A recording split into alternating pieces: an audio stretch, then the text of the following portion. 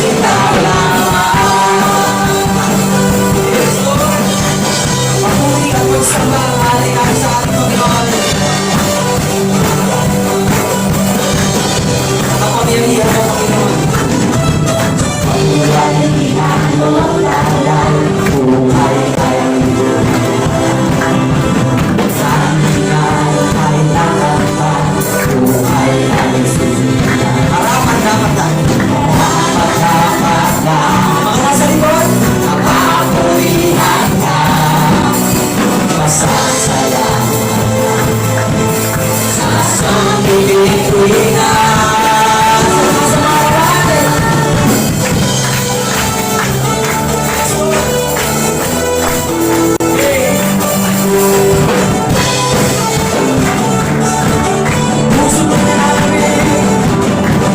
Puso mo'y nananabik sa banal mong pag-ibig. Yakap mo't walang maliw, nadarama bawat saglit. Hindi mapapantayan ang wagas mong pag-ibig. Ang kahit sino naman, Jesus, ikaw lamang. Nakapagod natin ang Panginoon.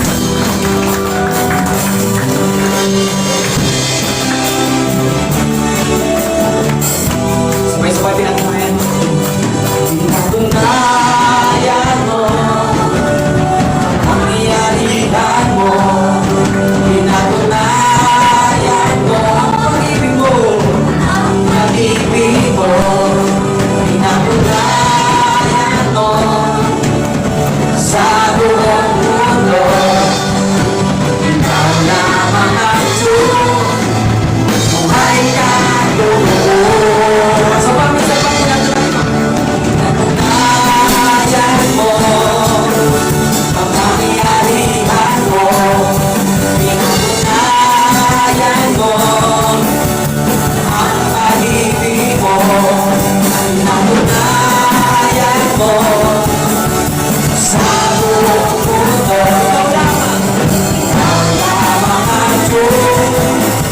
Buhay ka totoo.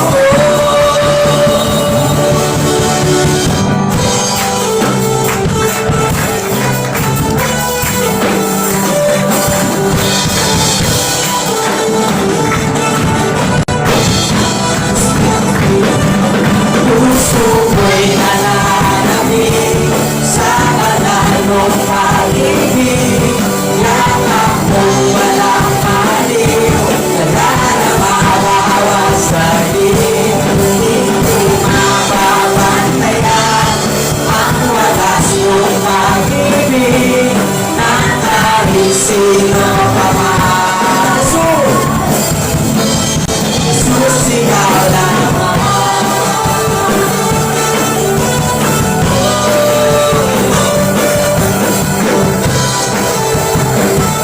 Hindi mapapantayan. Hindi mapapantayan ang wagas mong pag-ibig ng kahit sino pa man. Sino natin, Jesus? Jesus, ikaw lamang.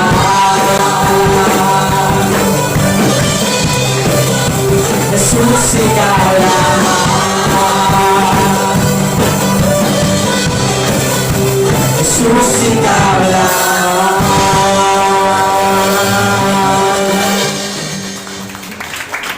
Alam nyo, excited na tayo mga kapatid. By the year 2022, hindi mahirap sa atin yung trabaho, hindi mahirap sa atin yung pinapangarap natin magkaroon ng bahay, hindi mahirap sa atin ay yung makagraduate. O taas po ang mga kamay ng mga graduate, mga estudyante po rito.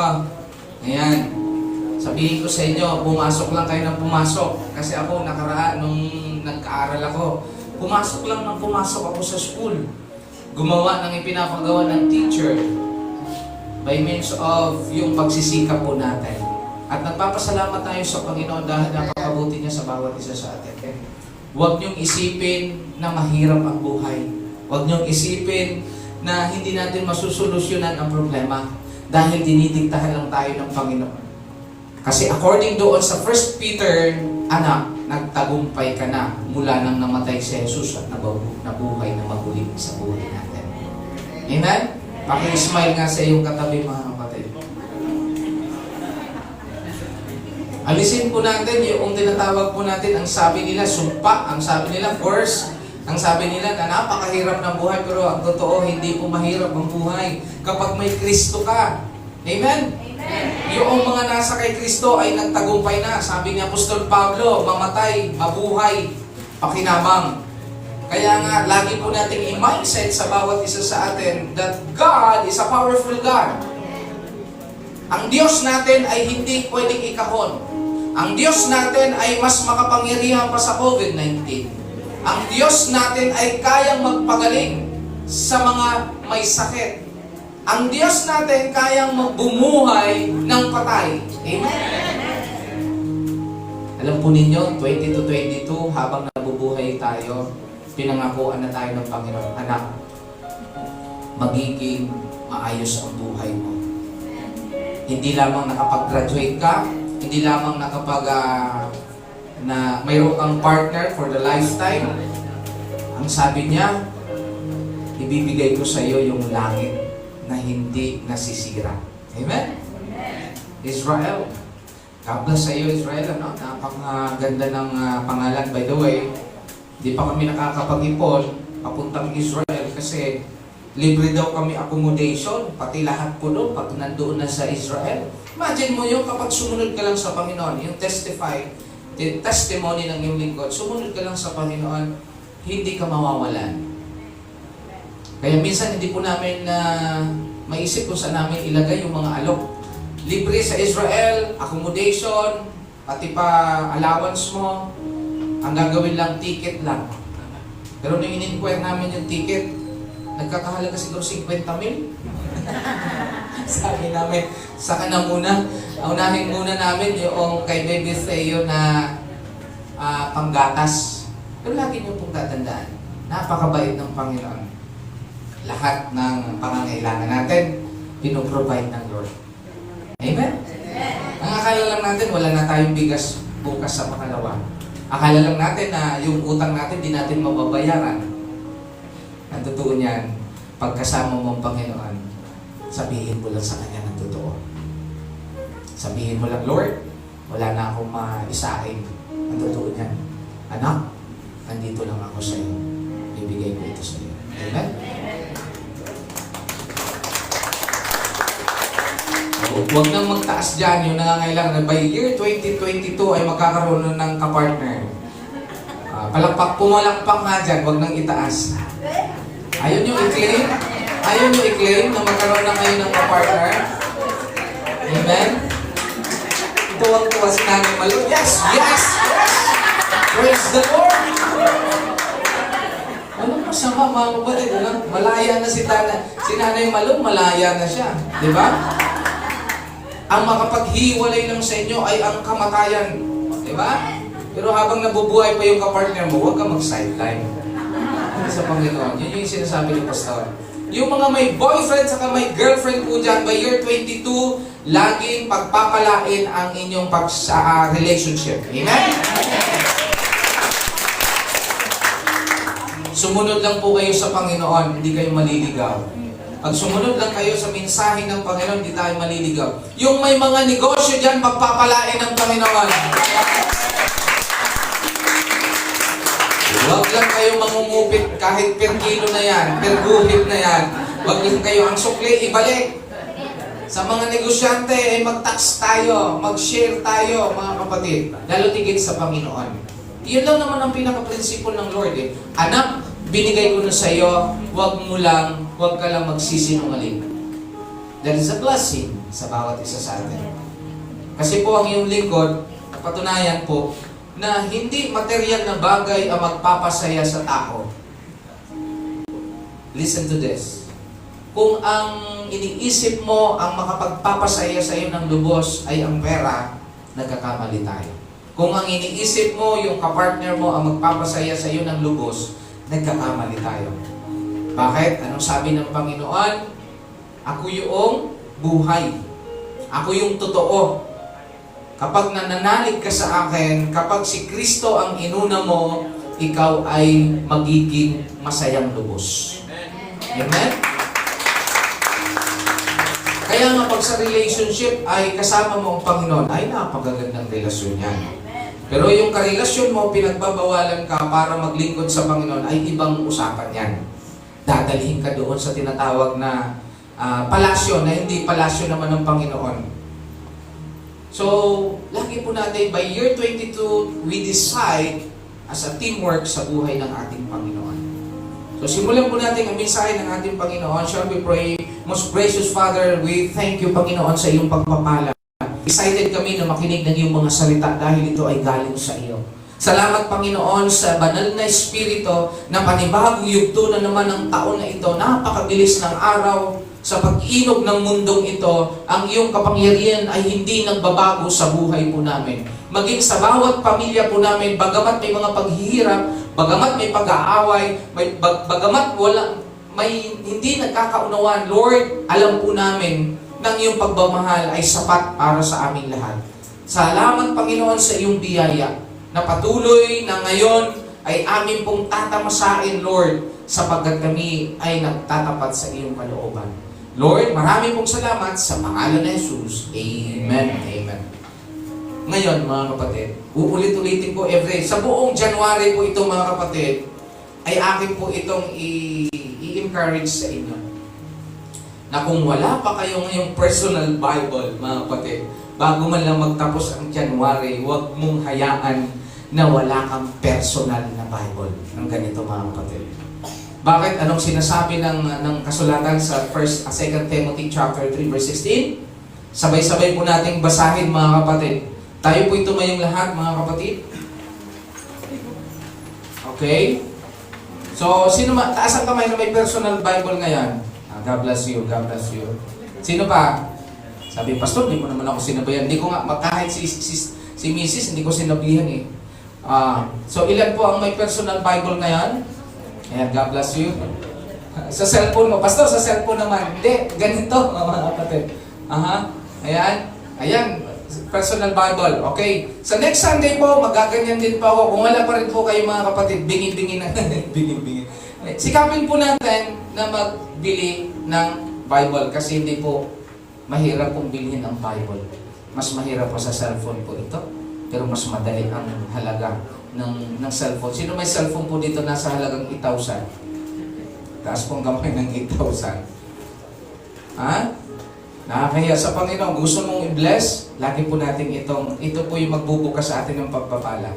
Ang sabi po dyan, sabay-sabay po natin, 2 Timothy chapter 3 verse 16, ready, basa.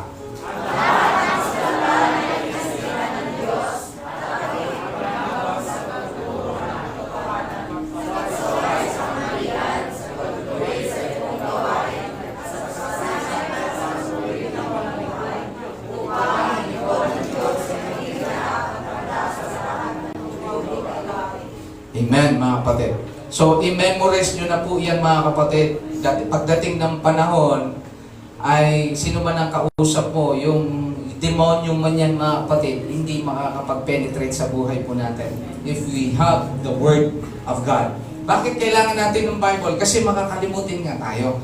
Kung ikaw man, kapatid, ay memorize yung Bible, di okay lang, hindi ka magdala ng Bible, di mas maganda po iyon.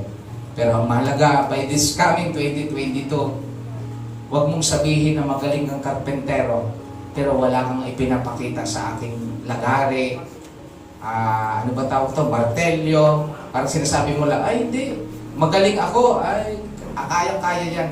Ganon din, mga kapatid. Kasi itong 2022, si Satanas nagpaplano din yan. Actually, si Satanas may Bible din. Ayan, di ko lang alam siya nakakabasa ng Bible niya, mga kapatid. Pero by this coming year, hopefully, sikapin natin na magkaroon tayo ng personal Bible. Pakisabi nga sa iyong katabi, sana magkaroon na akong personal Bible.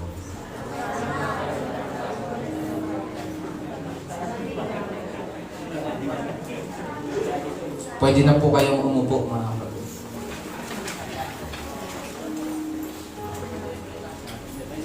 According po dito sa 1 Peter Ang sabi dito sa 1 Peter, ito po yung theme natin. Teamwork.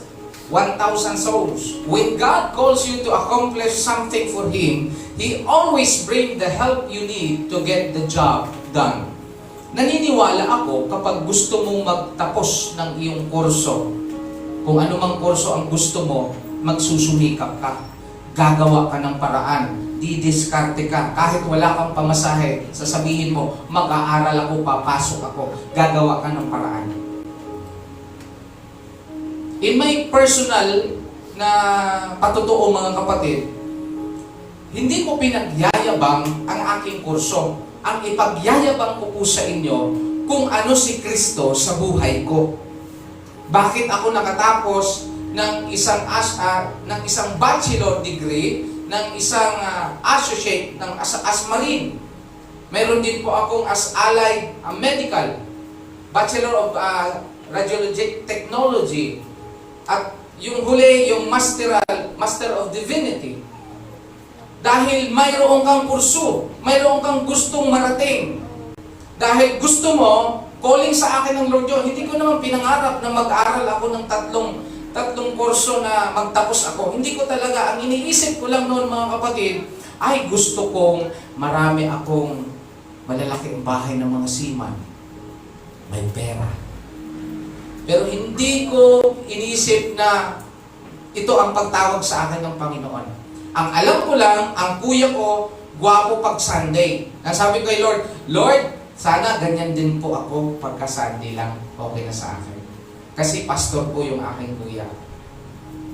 Ngayon, kung sasabihin ng Lord, kung kailangan mo pala ng target na 1,000 souls, ngayon pa lang, ikaw sa sarili mo, iniisip mo na, kakayanin mo ba yan?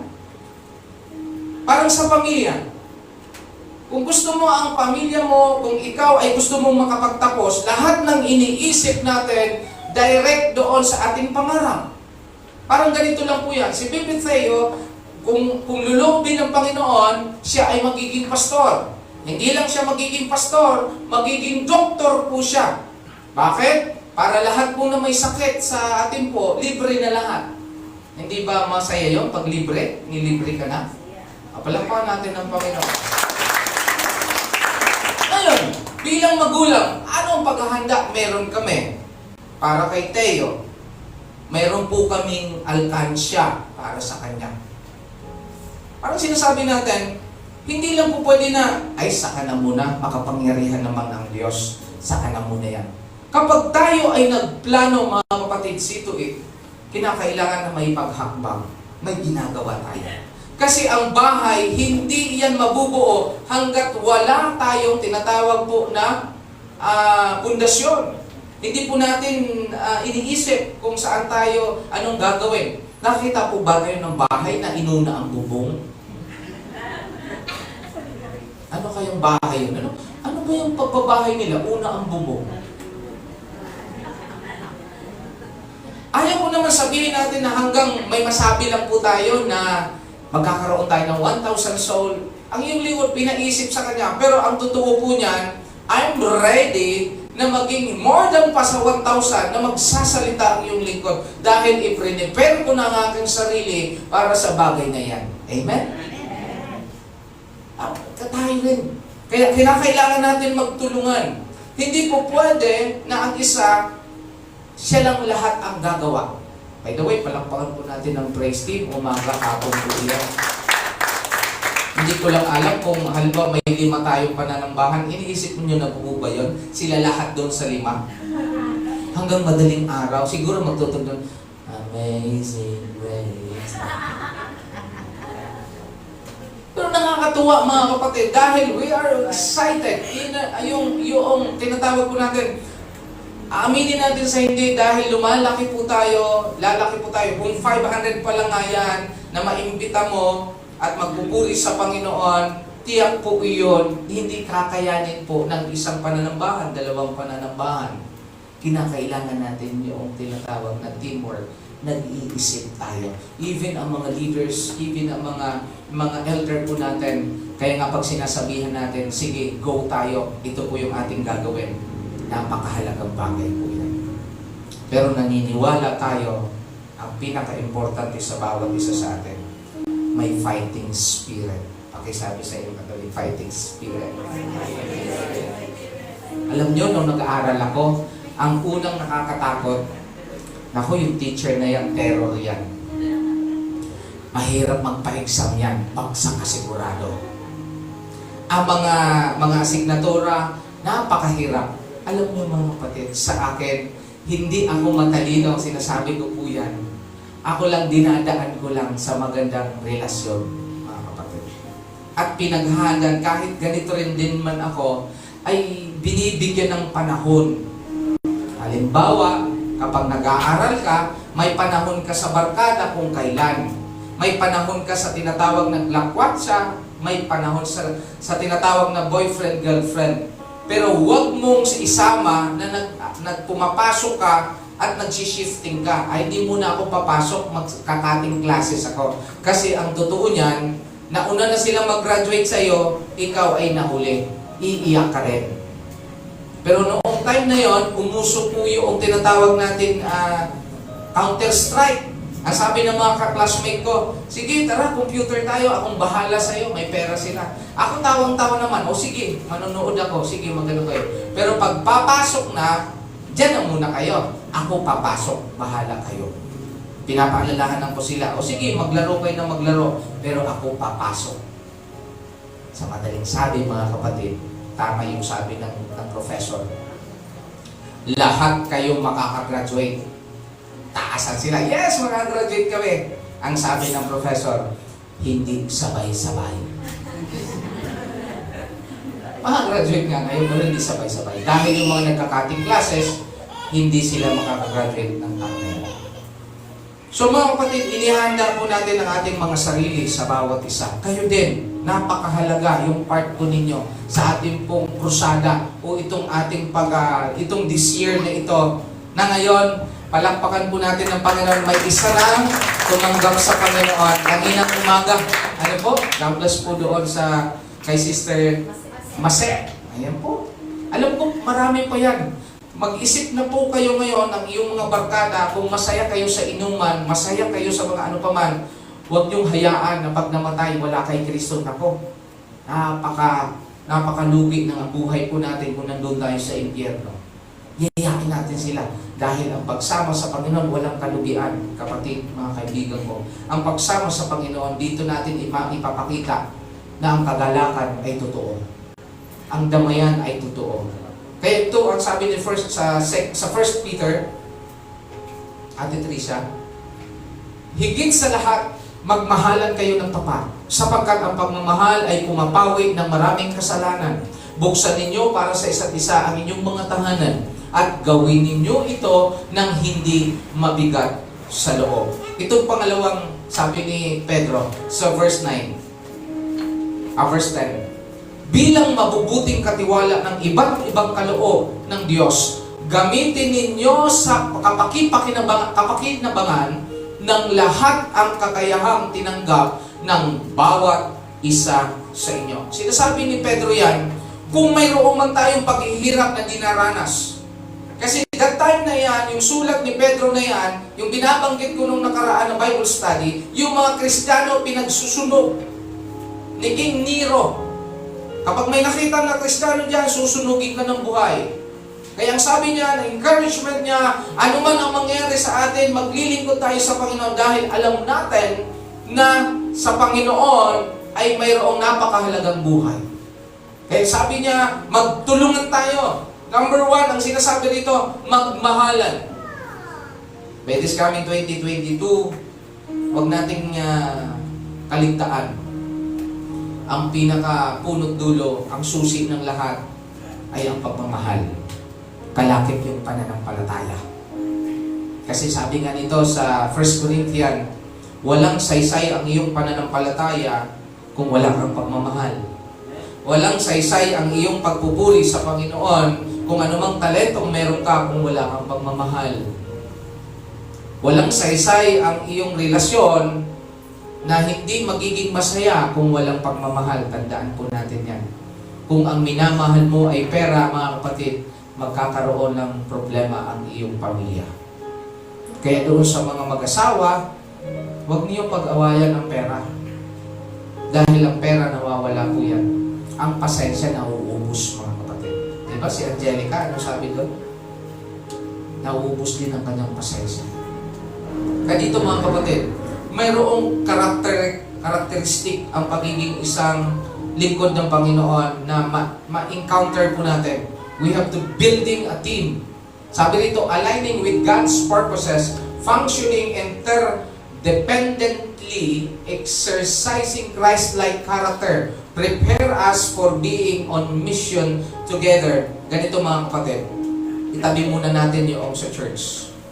Kung gusto mo na maging maayos yung iyong relasyon sa pamilya, kailangan mo ito. Kung gusto mo maging maayos ang iyong trabaho, maging successful, kailangan mo ito, yung karakter na ito. Kung gusto mo na maging maayos yung iyong takbo ng iyong negosyo, kailangan mo ito. Hindi po pwedeng mag-aasenso ka na hindi mo kailangan ng iba. Yung sinasabi nating teamwork, pagsasama-sama. Dahil doon sa Macedonia, kahit mahirap sila, nag-aambagan sila, walang mahirap. Pansinin po ninyo mga kapatid, ito po yung ating ihabin. Kung kayo may problema, magtulungan tayo, may prayer meeting po tayo, pwede po yung idulog kung ano mang problema na makakayanan po natin na pagtutulong-tulungan. Wala kang bigas, mag-pray sa Panginoon. Sabihin mo sa amin, sabihin mo sa atin, na patuloy po natin na bigyan diin na ang lahat ay magiging maayos ang buhay. Pero ito ang gusto ng Panginoon. Hindi nating sanayin na lagi tayong humihingi. Even sa Panginoon, kailangan natin magtrabaho. Amen? Tatrabahuin po natin. Then sabi dito, sa unang karakteristik sa ating pagtitimog sa 1,000 soul o maging nasa trabaho kami, number 1, ito po yung trust. Sa trust, mga kapatid, marami pong dyan. Unang-una, paano ka pinagkakatiwalaan? Una, hindi ka sinungaling. Pangalawa, hindi ka, anong tawag nito? Mapagkakatiwalaan ka. Amen? Pangatlo, yung loyal ka. Yung sinasabi dyan, mayroong integridad ka. Alam po ninyo na kapag ikaw ay pinagkatiwalaan, sabi ko nung nakaraan sa mensahe, mas matindi ka pa sa may mayaman, sa pera. Kasi kapag pinagkatiwalaan ka, follow yung pera sa buhay mo. Naalala ko nung sabi ko na mayroong isang amo na pinagkatiwalaan ang kanyang caregiver. Nung namatay mga kapatid, dahil siya ay parang tinuring niyan pamilya, pinamalaan siya, pinamanahan siya ng malaking halaga. Imagine po ninyo, lagi po ninyong tatandaan, hindi mo ipagpalit yung iyong integridad sa maliit na halaga. Kapag nakita mo yan, maging totoo lang tayo. Oh, nahulog yung 500 mo, nahulog yung 100 mo. At kapag sinuklian ka man, o binigyan ka man, ibalik mo sukli. Sa mga nag-jeep, nagsumasakay, maging honest ka lang. Tinitingnan kasi ni Lord ang iyong ginagawa. Kapag totoo lang tayo, yung bagay na yon, alam mo, yung 500 na yon, kapag totoong naibalik mo, natuwa si Lord sa iyo, baka 500,000 ang ibigay sa iyo. Amen? Amen. Nasubok niyo na ba yan mga kapatid? Nagbigay ka ng 500, bumalik 5,000. Ang iyong lingkod, nakasubok na po yan. Kaya mga excited nga po ako na, alam po, hindi ako nalulungkot pag wala akong pera sa wallet. Mas nalulungkot ako kung wala akong mga taong natutulungan. Dahil yun ang gusto ng Panginoon. Amen? Amen. Sumunod po doon sa trust na iyan. Ito po yun, mga kapatid. Letter T. Sa team, economy of energy. The quickest way to burn out is to never relax. In Galatians chapter 6 verse 9, let us not become weary in doing good. For the proper time, we will reap a harvest if we do not give up. Ganun lang ang principle. Kapag tayo ay nag-share ng salita ng Panginoon, makinig man siya, hindi, okay lang. Ang mahalaga po doon, sabi ng Panginoon, go therefore and make disciple of all nations. Sabi niya, by the Holy Spirit, ibibigay yung tamang pangunawa para sa Kanya. Hindi mo trabaho yon na pag hindi siya nagbago, ayoko na sa'yo. Ang totoo yung pagbabago mula sa Panginoon. Ang mahalaga, may binhi kang itinanim para may tumubo. Kasi ang minsan, iniisip ko natin, di naman ako marunong magpaliwanag kung ano man yung nasa Bible. Kaya nga, dilidilihan natin itong Bible. May personal Bible ka. Yung mag-share ka lang na, anak, kapatid, yung maging mabuti ka sa Kanya bilang kaibigan, na ang Panginoon, yung John 3:16 lang, di ba? Napaka, ng Panginoon sa buhay mo. Share mo lang. Share mo lang. Share mo lang. Huwag mong isipin na sasabihin sa'yo, baka lumampas ka na sa langit. Di okay, mas maganda kung lumampas sa langit. Huwag lang yung doon sa impyerno. Mga kapatid. Itong attendance na ito, mga kapatid, subukan lang po ninyo na mag-share lang sa kaibigan nyo. Simulan nyo muna sa ating pamilya. Simulan natin sa kapitbahay. Huwag na kayong pumunta sa kabilang kalsada, baka masagasaan pa kayo. Kapitbahay lang. Yung, alam po ninyo yung nagyayaya yung mga barkada, na hindi mo sinasabi, excited yung mata mo, tara punta tayo doon, maganda doon. Tara punta doon. Kahit hindi nyo sabihin. Sabihin nyo na pag nandito na, ay dito muna tayo daan bago tayo sa SM. Once na makarinig ng salita ng Panginoon, lagi nyo pong tatandaan, there is power. There is power.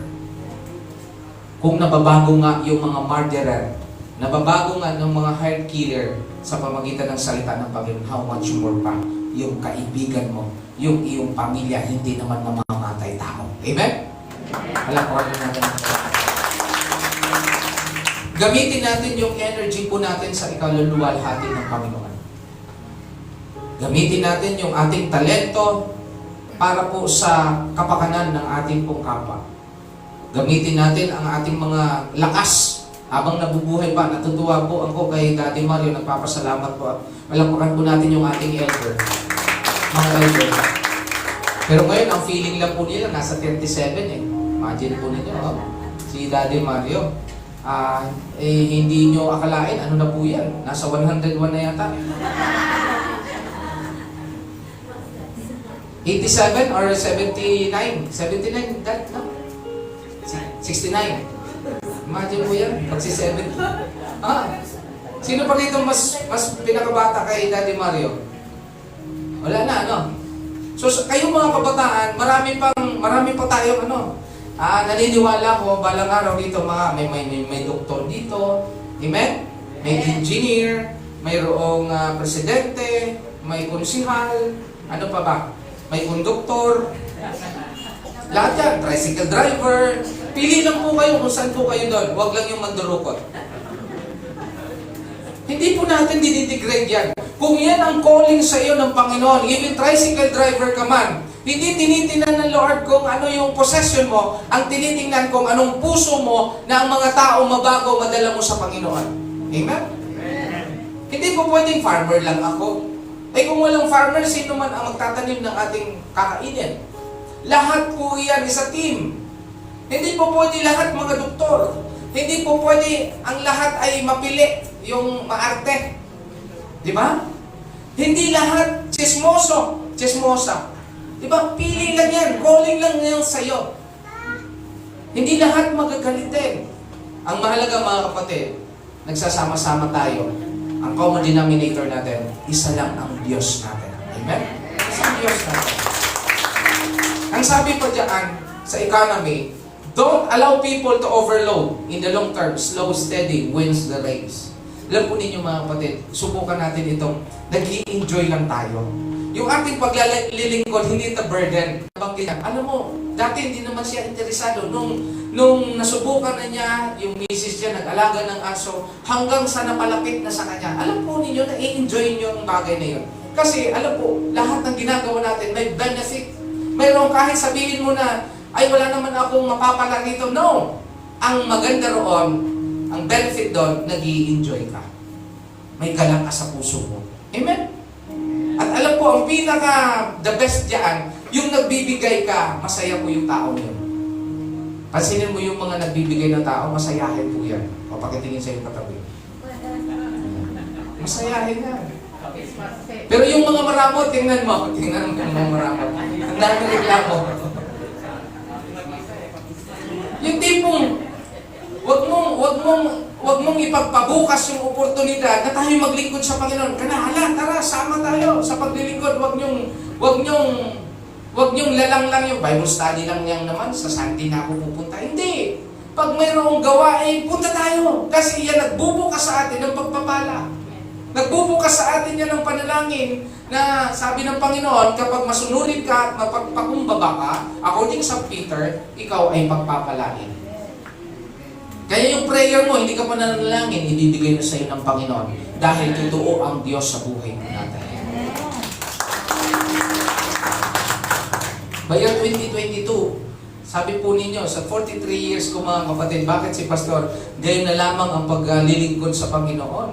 Dahil nandito na ang pinakatotoo nating hinahanap na kaligayahan, kagalakan. Hindi lamang pisikal, kundi spiritual. Sa ating pong bisita ngayon, kung ang hinahanap mo, ma-inlove ka sa isang person, ay maganda na rin yon. Pero mas magandang ma-inlove ka sa Panginoon Jesus. Amen? Sarap ma-inlove sa Panginoon. Babago ang buhay mo, makikinabang pa ang pamilya mo. Makikinabang pa ang angkan mo. Balang araw din yung pangako ng Lord na hindi ka pababayaan dahil kasama mo siya. Sabi niya, make the ministry fun. Pansinin po ninyo, pag marami na tayo, di ba ang sarap? Pag marami na tayo, gusto natin magplano o punta tayo ng Boracay. Mag-ambag-ambagan tayo, di ba ang sarap?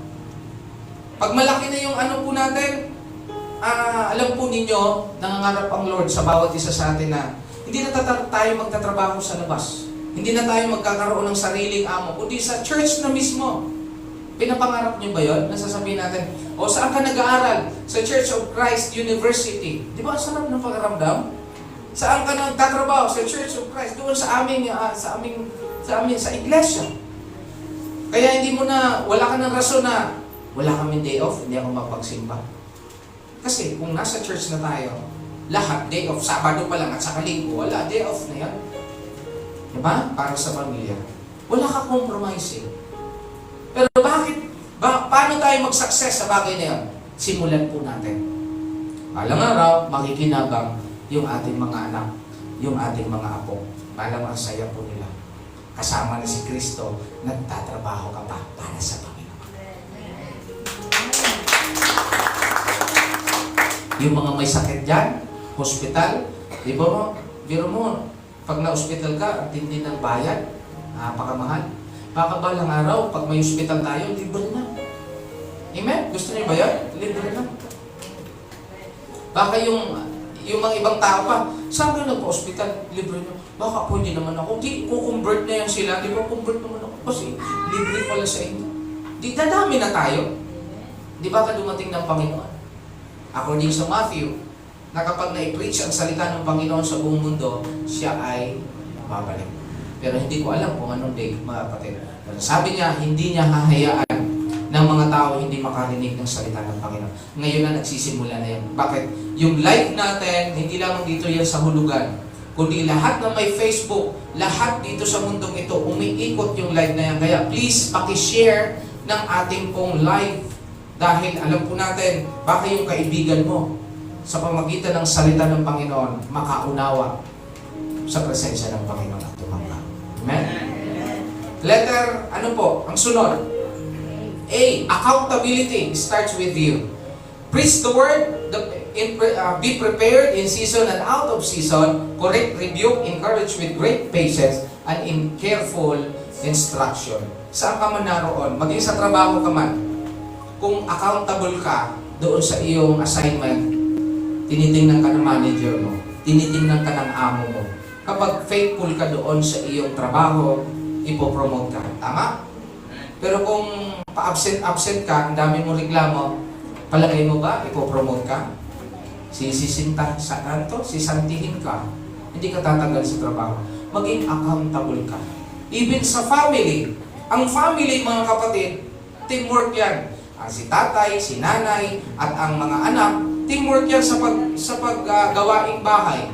Hindi po pwedeng si tatay maghuhugas ng pinggan lagi. Hindi si tatay, si nanay pwede lagi mamamlansa ng mga damit. Hindi pwede si nanay, siya na po ang nagluto, siya pa ang maghuhugas. Anong ginagawa na lang ni ate ni kuya? Naglalaro ng ML. Tapos uutusan mo, sandali lang muna, hindi pa nga tapos eh. Diba? Hindi ganun mga kapatid. Ang totoo, may accountability ang bawat isa sa atin. Kaya huwag kang mag-pray sa Panginoon kung ikaw ay hindi sumusunod. Bakit? Ang pinagpapala ng Panginoon yung masunuring bata. O bakit sabi sa iyong katabi, masunuring bata.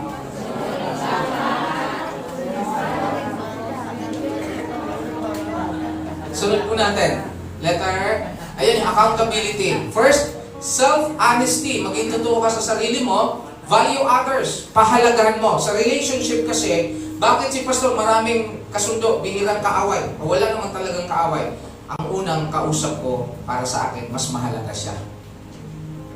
Keep records. Ibig sabihin, kailangan mo na may mali, kailangan mo improve. Ayusin. May inuutos sa iyo, sabi ko nga sa praise team, sabi ko nga sa bawat isa, para hindi makalimutan, kagaya ng bangko o ano pa man, huwag kalimutan, i-record, i-alarm. Yung prayer po natin na alas 8, sino po ang nakakatupad po noon? Wala, taas po ang kamay. Tuwing alas 8 po na prayer time po natin, mag-alarm po kayo. Napakahalaga po yung prayer, pray. Alas 8 po yan ang gabi. Alarm po ninyo, kahit saan po kayo naroon, post lang po kayo ng ilang minuto mag-pray. Sama-sama. Amen din mga kapatid. O sinong susunod na sa alas 8 na panalangin natin? Marami tayong ipapanalangin. Maliban sa buhay po ninyo, yung kaluluwa sa Panginoon, ipag-pray natin. Take responsibility. Do the right thing. Act promptly with care. Ito po yung napakaganda. May plano ka sa buhay mo. Sumusunod ka. You own the right thing. Kailangan gawin mo agad sa lalong madaling panahon. Baka kasi yung iba naman oportunidad na darating sa iyo. Parang ganito lang po yan eh. May isang tao na kausap niya ngayon, kinabukasan pa lang yung kausap niya, patay na. Nanghinayang siya. Bakit hindi ko binigyan man lang ng panahon yung tao na yun? Kung alam ko lang na mamamatay na pala siya, hindi na sana, binigyan ko na siya ng panahon. So, lagi yung, ang oportunidad, lagi yung tawag nito. Kung ang magulang mo, kinakausap mo, ibigay mo na yung value, yung time para sa kanya.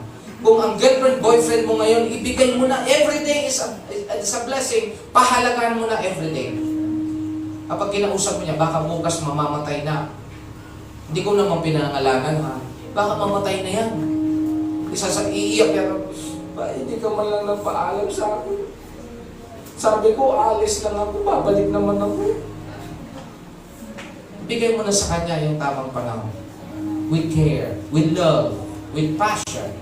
Kaya po itong ating ginagawa mga kapatid, kung may oportunidad ka, una-unahan yan. Sabi nga nila, parang lito-lapid lang yan. Mabilis ang bunot. Kapag may kainan, may librihan, huwag yung patagal-tagal ang bunot kasi yung unang na bumubunot, yun ang pinagpapala ng Lord. Pansinin mo yung Lamata family, pinagpapala po yan. Praise the Lord. Yung Tulaw family, bumubunot din yan eh. Yung Rojo family, ayan, sino dito? Ayan. Yung 5, may 5 ba rito? May size? Tama ba ako, Ate Rodelyn? 5? Cantos ba yan? Sorry. Ha? May 5 rin kasi alam ko may kapatid tayo na 5. Ha? Ayun. Lahat kayo na family ngayon dito, pinagpapala ng ating Panginoon. Kaya, we need to accountable each and everyone. Kaya mga kapatid, ito accountable. Pag dumadaan, halimbawa kayo, nakikita ko kayo doon sa kalsada at hindi maganda ang ginagawa nyo, syempre, papaalalahanan ko kayo. Kayo din. Huwag niyong isipin na papagalitan ka, magtatampo sa'yo. Kapag sinasaway mo ng maayos, na may pagmamahal, huwag kang matakot na siya ay paalalahanan mo dahil accountable tayo sa bawat isa. Halimbawa kung si Brother Jesser nagiinuman doon, di ba? Papaalala natin, Brother Jesser, ay hinahina yung pag-inom. Huwag yung Alfonso. sabi nung, alam mo yung, papasok ng New Year, mga kapatid, narinig ko, papasok ang New Year, ito pa lang, sabi niya, nagkukwento, di ko na pangalanan, sabi niya, o anong atin ngayon? Ay, 2 Alfonso lang. Alam niyo ba yung Alfonso, mga kapatid? Yung doon sa lugar po yun eh. Pero inumin yun, mga kapatid. Kung dati ay pundador, emperador, ngayon may bago naman yung Alfonso, no? Alfonso. Hindi ko alam kung anong lasa. Anong lasa doon? Ha? Anong lasa po? Ha? Alam na. Baguhin po natin yung ating mind doon sa bagay na. Iiwan po natin yan by year 2022. Pagpapalain tayo ng Panginoon kung tayo ay kasama ng Panginoon at tumatapang. Next po natin dito sa M. Management of mistake. For though a righteous man falls 7 times, he rises again. Mistakes are how we learn and get better. Walang masama na magkamali. Amen? Ang masama, doon sa pagkakamali, hindi mo tinutuwi. Amen? Kasi lahat tayo nagkakamali. Pero ang maganda, nung nagkakamali ka, bangon ka lang. Ituwid mo yung pagkakamali. Kasi nga ako, mga kapatid, ang dami kong naranasan. Even sa school. Ay, may bachelor, may thesis. Hindi pa nga kayo po nakaranas ng thesis na yun. Napakahirap nun. Ay, hindi naman ako masyado matalino, mga kapatid. Ang akin lang, diskarte lang. Didikit siyempre ako sa talino, sa matalino. Para ako rin mabahagi na ng talino. Diba? Sasabihin ko, grupo-grupo na tayo. Akong bahala sa ganun ba? Kasi wala ka namang talino, tapos wala ka pang maiambag, ano mangyari sa'yo? Bagsak ka talaga, mga kapatid. At syempre, samahan mo ng dasal. Kung wala kang dasal, wala kang Kristo sa buhay mo, hindi ka magtatagumpay. Kaya nagpapasalamat ako sa Panginoon doon sa struggle na hindi naman matatawaran yun. Yung, biro mo, yung 4 years ang seaman, then 2.5 years, 2.5 years yung bachelor. Hindi madali po yan na mag-aral ka. Hindi mo madali yung wala kang pamasahe sa jeep. Minsan naranasan mo, hindi ka na magbabayad. Ang ginagawa ko na lang, yung lahat ng mga bayad nila, sige, ako na lang sige, ito po, bayad po. Ako sa dulo, bayad po. Bubulong din ako sa driver, pasensya na po kayo. Wala pong pamasahe ngayon, nababawi nila.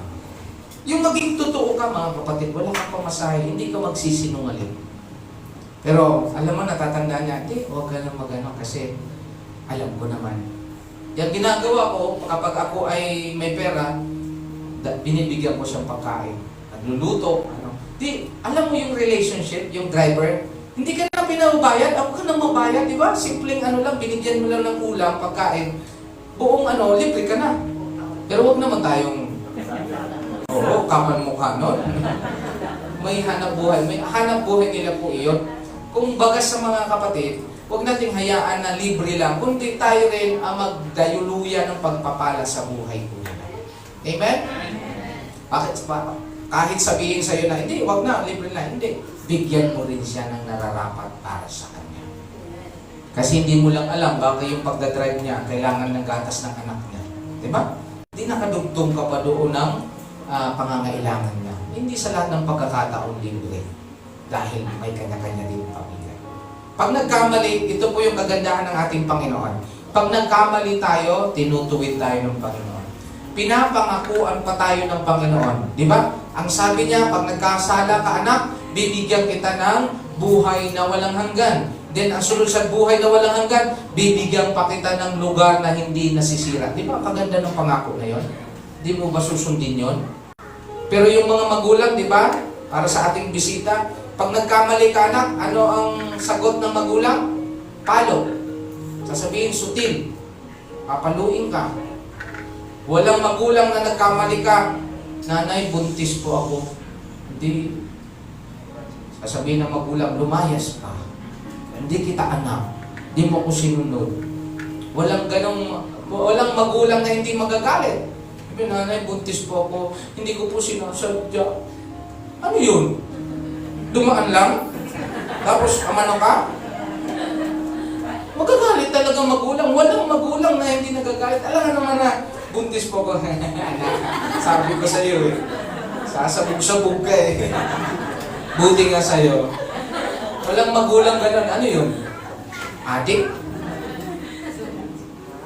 Ganun din ang Panginoon. Kapag nagkamali tayo, tinutuwid tayo ng Lord, minamahal tayo ng Lord, at nilalagay tayo sa magandang kalalagayan. Ganon din po ito.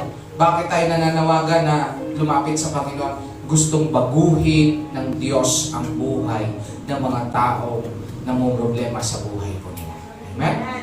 At kayo po yun kasama na babago, na magtutulungan po tayo. Huwag tayong pumayag ng kapitbahay po natin, kaaway lagi natin.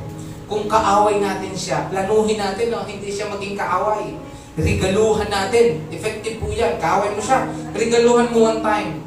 Oh, hindi na tayo mag-away ha. Ito na siya yun, no? Regalo. Huwag mo lang samahan ng bomba. Marami pong mga kaibigan po ako na katotoo niyan. Kaaway niya, niregaluhan niya. Mula noon, nagiging close na sila. Dahil nagpakumbaba ka. Alam mo, dahil may Kristo ka. Sunod po natin. Ang sabi po rito, worship. Even youth grow tired and weary, and young men stumble and fall. But those who hope in the Lord will renew their strength. They will soar on wings like eagles. They will run and not grow weary. They will walk, not be faint. Kapag tayo ay naglilingkod sa Panginoon, isang paglilingkod na pagpapala po yan, ang tawag nito, pag-worship sa Panginoon. Yung pagbibigay mo, yung pagiging mabuti mo, isa po yung bibigay ng pagsamba sa Panginoon. Pagbigay mo ng panahon, ngayon nandito, si kapatid, nagbibigay ka ng pagsamba sa Panginoon. Pag pinagsamba mo ang Panginoon, pinaparangalan mo ang Panginoon, natutuwa ang Panginoon sa buhay mo, kaya nga, hindi mo pa sinasabi, pinagpapala ka na ng Panginoon sa part of worship. Yung pong nag-iisip ka lang, lilista mo na, dadalhin ko sa church, oh, ito si kapatid, yung aking kaibigan, yung aking, ito yung chismosa, ito yung ano ito. Wala itong girlfriend, kasi hindi tumatagal eh, dalhin ko sa church. Yung mga taong may problema, dalhin nyo sa church. Bakit? Anong sabi ng Lord? Lahat kayo nabibigatan, nahihirapan, lumapit kayo sa akin, papagpahingain ko kayo. Yung mga taong magaganitin, dalhin nyo sa church para mabago ang buhay. Even yung mga mandurukot, yung ating pong mga masasamang loob, dalhin natin sa Panginoon. Dahil ang makapagpabago lang sa kanila ang ating Panginoong Jesus. Next po natin, teamwork. Open communication. Ito po yung napakahalaga. Kaya ngayon, alam niyo na po ang ating tatakbuhin. Sasabihin nyo lang sa kay Pastor, Pastor, mayroon po dito akong prospect o mayroong kaibigan ko, pwede po ba ipag-pray or atin pong i-Bible studyhan? Okay, sabihin nyo po sa amin. Kung hindi mo nyo madala sa church, sabihin nyo po sa amin. Sa ating mga team leader, sa ating pong mga kabataan. Kung kabataan siya, batong po natin sa kabataan. Open communication niya lang. Pagtutulungan. Alam nyo yung takbuhin po natin. Napakaganda po. Maging sa pamilya, alam mo kung saan ka pupunta at uuwi. Alam ng pamilya kung ano yung trabaho na pwede mong i-offer sa kanila. Maging sa trabaho man, alam mo kung ano yung dapat mong gagawin kasi open communication. Pansinin nyo pong Jollibee, lumalago. McDo, lumalago. Ang Chowking. Hello sa mga Chowking, sa mga ano dyan, sponsor. Maya, magpapadala po yan isang daan. Bakit? Kahit umalis ka doon, walang ano din. Hindi sila malulungkot. Bakit? Naka-ano na yun eh, open communication at naka-timetable na yun yung gagawin. Kaya pagpasok mo po doon, iti-training ka nila ng isang linggo, matututo ka na. May mga timer yan. Alam nila yung dapat nilang gagawin kasi open communication. Kahit mawala ka man doon sa kanilang operasyon, papasok pa rin kasi may sistema. Amen? Nagkakaunawaan sila. Anong dapat gagawin? Hindi yung pagpasok mo, wala kang ano doon. Yung chicken joy magiging chicken sad. maitim yung hindi. May mga timer yan. Ibig sabihin, hindi basta, may mga system yan. Maging sa pamilya. Alam na magulang mo, bakit gabi ka na umuwi? Bakit? Open communication. Ma, pa, hindi ako makakauwi agad. Traffic. Naku-communicate mo na agad. Hindi yung ang nanay mo mag-aalala na, yung kanyang bitukan nandito na sa ano na ba yung anak ko? Patay na siguro. Kasi walang communication. Maging sa relationship, alam mo kung saan ka pupunta. Sabihin mo, bakit ka magtatago sa kanila? Kung may Kristo tayo, hindi dapat ganun mga kapatid. Open communication. Kung bukas ka man uuwi, ang mahalaga, panatag sila dahil nag-open communication ka. Ma, dito kami muna mag-overnight. With love. Huh? Alam ko, ma, mahal ko kayo. Pero huwag kayong mag-alala dahil ito naman ay para sa ating ikabubuting lahat. O, di ba? Ganda nun, no? Pero kung sasabihin mo, ma, pa, nag-a-addict po kami. Open communication nga, sabi ng pastor, nag-i-hit-hit po kami dito. Baka siguro sinasabi mo pala yun, magmumotor na yun si Brother Richard doon, ganun ba? Saan ka banda dyan, ha? So ito po yung ating, yung team natin, yung 1,000 soul. Madali po yung strategy po nito na gagawin po natin. Yung sa tricycle driver ka, yun yung kausapin mo. Kung ikaw ay nasa trabaho, imbitahan mo sila. Simple lang, invite lang. Parang ganito sa ang tawag nito, sa market. Hindi ka man bibili ngayon, basta mag-aalok ako sa iyo. Nakuha niyo yung logic, hindi ka man bibili ngayon ng manok, sige, okay lang, marami pa namang bibili. So, invite lang tayo, punta tayo sa church, mahal tayo ng Panginoon. Pag hindi man sumunod yun, ipag-pray natin siya. Naniniwala ako, babago ang buhay po nila. Sunod po natin. R, recognition and reward. It is amazing how just a simple word for encouragement can change someone. Diba? Ang sarap sabihan na mahal kita. Ang sarap sabihan, salamat sa iyong ambag. Salamat sa praise team sa kanilang pagtsatsaga araw-araw. Salamat sa mga leaders na yung topic lang, di ba? Salamat doon sa pagpapainom mo ng tubig. Malaking bagay nun. Salamat doon sa iyong love gift, ha? Salamat doon sa t-shirt na ibinigay mo, sa regalo. Salamat. Kahit hindi ko nasuot yung underwear, okay lang. Pinasuot ko na lang doon sa Alam mo, sarap na pakinggan ng mga bagay nila. Ina-appreciate mo at binibigyan mo sila ng halaga doon sa bagay. Recognize. Lahat po tayo, mahal ng Panginoon. Kaya ang bawat isa sa atin napakahalaga.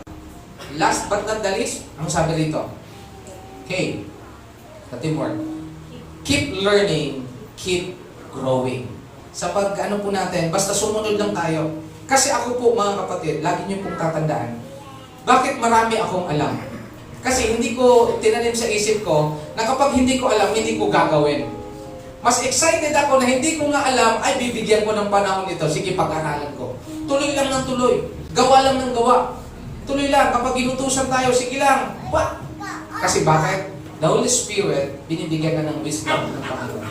Kagaya po ni Noah, kagaya po ni Nehemiah, hindi nila alam ang gagawin. The moment we stop learning, changing, and growing, we start dying. Kaya mga kapatid, kayo din, sa pamilya, pag-aralan ninyo kung bakit lagi kayo nag-aaway, bakit kayo kulang yung pamasahe ni kuya, pag-aralan po natin. Ipag-pray po natin, trabahuin po natin. Yung mga module ninyo, bakit hindi nagagawa, pag-aralan po natin, bigyan natin ng halaga. Dahil yan ay para sa ikabubuti ng iyong buhay. Huwag kayo 15 years from now, ang prayer ng Lord sa inyo, ni Pastor, kami ng mga leaders, 5 years, 10 years, 15 years, malaki ang pagbabago ng iglesia sa dako ng lugar. Amen? Dahil ang mga taga rito, walang alam ngayon, pero naniniwala tayo, kapag sinubukan po natin na gawin, ibibigay sa atin ang karunungan mula sa ating kabutihan. Gaya po sa bisita po natin, si Israel, tama? Pangalan ba yung Israel o apelido? Pangalan. Hindi ko na makakalimutan niya kasi inalok nga kami, hindi ko pa kasi mahal nga ang ticket. Sa akin na lang po yun. Kapag may mayaman na po tayong miyembro, Pastor, punta ka na doon, akong bahala sa ticket. O sige, pupunta talaga ako doon, di ba? Kayo din, pagka, sige lang, magtanim lang tayo. Naniniwala ko, makikinabang, hindi lang si Pastor, Elder, tayong lahat makikinabang.